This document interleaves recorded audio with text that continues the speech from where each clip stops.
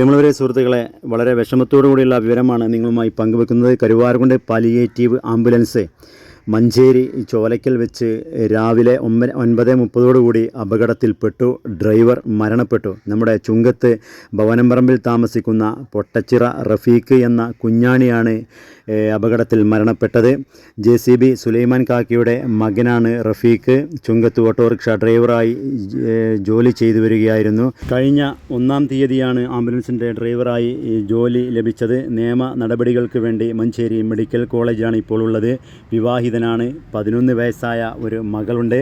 കരുവാരക്കുണ്ടിൽ നിന്നും മഞ്ചേരിയിലേക്ക് രോഗിയെ കൊണ്ടുപോകുന്ന സമയത്താണ് കാറുമായി കൂട്ടിയിടിച്ച് അപകടം സംഭവിച്ചത്. കാറിന് പുറകിൽ മോട്ടോർ സൈക്കിളും അപകടത്തിൽപ്പെട്ടു എന്നാണ് അറിയാൻ കഴിഞ്ഞത്. നാട്ടുകാർ ചേർന്നാണ് ആംബുലൻസിൽ നിന്നും ഡ്രൈവറെ പുറത്തെടുത്തത്. ഉടൻ തന്നെ മഞ്ചേരി മെഡിക്കൽ കോളേജിലെത്തിച്ചെങ്കിലും ജീവൻ രക്ഷിക്കാനായില്ല. മറ്റ് വിവരങ്ങൾ എന്തെങ്കിലും വിവരം ലഭിച്ചു കഴിഞ്ഞാൽ നിങ്ങളുമായി അറിയിക്കാം. ഏതായാലും കുടുംബത്തിന് വേണ്ടി നിങ്ങൾ എല്ലാവരും പ്രാർത്ഥിക്കുക. കുടുംബത്തിന് ക്ഷമ നൽകട്ടെ എന്ന് നമുക്ക് പ്രാർത്ഥിക്കാം.